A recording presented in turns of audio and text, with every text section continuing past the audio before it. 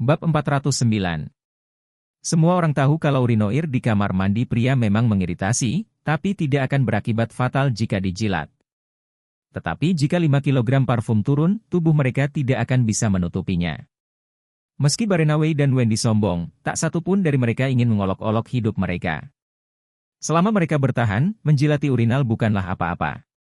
Bukan masalah besar untuk berkumur dan menyikat gigi beberapa kali. Melihat bahwa mereka telah memilih untuk menjilat urinal, Boyu berkata, "Kemarilah, seret sepasang anjing ini ke kamar mandi pria, dan biarkan mereka menjilat urinal hingga bersih. Jika mereka berani meninggalkan noda, mereka akan terkena semuanya." Petugas keamanan menyeret Barenaway dan Wendy ke kamar mandi pria di lantai 2 seperti seekor anjing mati. Boyu dengan hormat berkata kepada Charlie, "Emerwade, apakah Anda ingin mengawasinya?" Charlie mengangguk, "Tentu saja aku tidak bisa melewatkan hal yang menarik." Lagi pula, di bawah pelayanan penuh hormat Boyu, dia melangkah ke kamar mandi. Kamar mandi di lantai 2 sangat besar, dan ada 2 baris 16 urinal saja. Beberapa penjaga keamanan mendorong Barenaway dan Wendy ke salah satu urinal, dan berkata dengan dingin, "Apa yang kamu lakukan? Percepat!"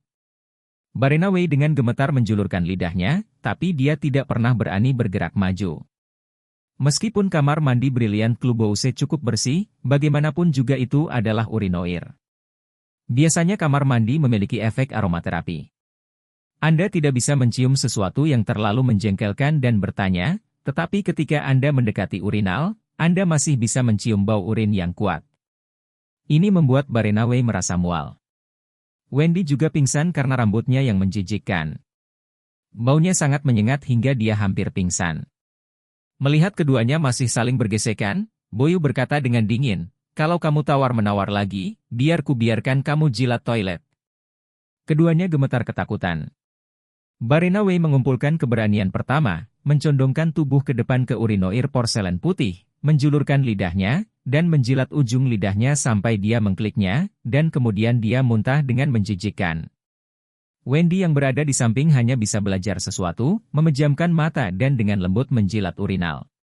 Ekspresi Barenaway sangat jelek, hitam dan hijau, menatap Boyu, memohon, "Boyu, kami sudah menjilatnya, bisakah kamu melepaskan kami?" Boyu menoleh dan menatap Charlie, "Emerwade, bagaimana menurutmu?" Charlie memeluk lengannya dan mencibir, "Ini terlalu bodoh, kan? Hanya menjulurkan lidahmu? Lelucon apa?" Boyu buru-buru bertanya, "Emerwade, apa maksudmu?" Charlie menunjuk ke 16 urinal dalam 2 baris, dan berkata, "Dengan cara ini, biarkan mereka menjilat 8 di antaranya, dan bagikan secara adil. Tidak ada yang menderita. Masing-masing harus dijilat dari dalam keluar." "Itu tidak akan berhasil." Semua orang yang hadir tercengang. "Tuan Wei terlalu kejam. Satu orang menjilat 8 urinal? Urinal ini adalah urinal Kohler yang diimpor. Ini sangat besar dan bergaya.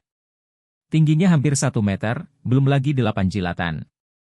Bahkan jika mereka menjilat 1, mereka harus menghancurkan orang sampai mati, menjilati 8. Ketika Barenaway mendengar ini, Wendy merasa sedih. Wendy menangis terseduh-seduh dan memohon pada Charlie berlutut, "Charlie, bagaimanapun juga, kamu juga saudara iparku. Demi masa muda dan ketidaktahuanku, biarkan aku pergi kali ini." Barenaway juga melipat tangannya dan terus memohon, "Tuan Wei, kamu punya banyak cara, tolong beri aku cara untuk bertahan." Charlie mengangguk dan berkata, "Aku telah memberimu cara untuk bertahan hidup. Aku akan melepaskanmu segera setelah menjilat 8. Bab 410. Ekspresi Barenaway bahkan lebih jelek dari ayahnya yang sudah meninggal, dan dia menangis dan berkata, "Tuan Wait, 8 terlalu banyak, dan 1 sangat besar, tidak ada yang tahan dengan benda ini." "Oh, tidak tahan." Charlie tersenyum, dan berkata kepada paman, "Telepon Tuan Orvel dan bawa kedua orang ini ke arena adu anjingnya. Seperti Tuan Lai dari Hong Kong, potong dan beri mereka makan untuk anjing." Boyu segera mengangguk dan berkata, "Oke, Tuan Wei." Awalnya pembohong asal Hong Kong, ahli Feng Shui bernama Lai, diungkap karena ia berbohong kepada yang tertua, dan langsung diberi makan anjingnya oleh Pak Orvel. Tuan Orvel tidak melakukan hal semacam ini sekali atau 2 kali. Dia sudah terbiasa dengannya. Ketika Barenaway dan Wendy mendengar ini, mereka ketakutan. Saat ini, beraninya mereka berdua menawar. Barenawe, yang memiliki keinginan terkuat untuk bertahan hidup, berkata, aku menjilat. Saya menjilat. Aku akan menjilat. Setelah selesai berbicara, dia langsung bergegas ke urinal di depannya, menjulurkan lidahnya dan menjilatnya untuk menahan rasa mual. Bau yang menyengat membuatnya muntah saat menjilati, tetapi dia tidak berani menunda kapanpun. Karena takut diseret untuk memberi makan anjingnya, ia hanya bisa menggigit peluru dan terus menjilatnya. Wendy sangat sedih hingga dia menangis, memegangi urinal dan menjilatnya. Charlie berkata saat ini, Wendy, baris ini telah diklaim oleh Barenawe, kamu menjilatnya sekarang untuk membantunya, baris yang harus kamu jilat ada di belakangmu. Wendy menangis keras.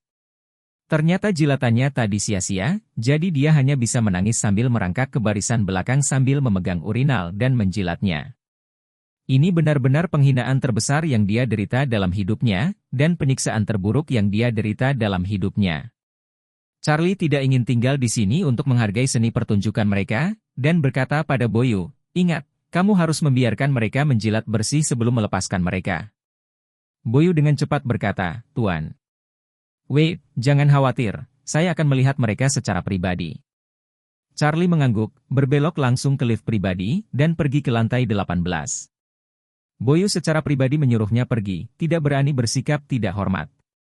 Ketika Charlie hendak naik lift, Boyu berkata dengan gugup, Wait, apa yang terjadi barusan sebenarnya karena ketidakwajaranku. Itu pasti membuatmu kesal, dan aku harap kamu bisa memaafkanku. Charlie berkata dengan acuh tak acuh, beri aku pandangan yang baik pada kedua orang itu, selama mereka menjilat dengan hati-hati dan bersih, lalu lupakan saja. Boyu buru-buru mengangguk, Tuan. Wait, yakinlah, bahkan jika mereka berani melewatkan satu tempat, aku akan membunuh mereka. Seperti yang dia katakan, dia tidak bisa membantu tetapi memohon, Wait, ada permintaan lain dari saya. Charlie berkata dengan ringan, katakan. Boyu buru-buru membungkuk hormat, Tuan. Wait, apa yang baru saja terjadi? Tolong jangan beritahu Nona, kebaikanmu yang besar, aku akan mengingatnya seumur hidup. Dalam analisis terakhir, Boyu tidak lebih dari seorang pelayan dan seorang punggawa keluarga Song, dan Charlie adalah tamu dari keluarga Song yang mati-matian berusaha menipu. Jika Warnia tahu apa yang terjadi sekarang, dia pasti akan menghukumnya dan bahkan mengambil pekerjaannya sebagai pelayan. Charlie juga tahu bahwa Boyu sendiri tidak salah, itu hanya dimanfaatkan oleh orang lain.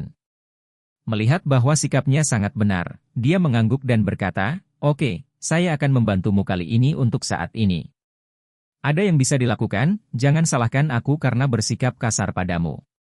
Boyu langsung mengucapkan terima kasih dan berkata, Wait, yakinlah bahwa saya pasti akan menarik garis yang jelas dengan orang seperti ini di masa depan. Jika ada waktu lain, saya akan mematahkan kakinya. Ya.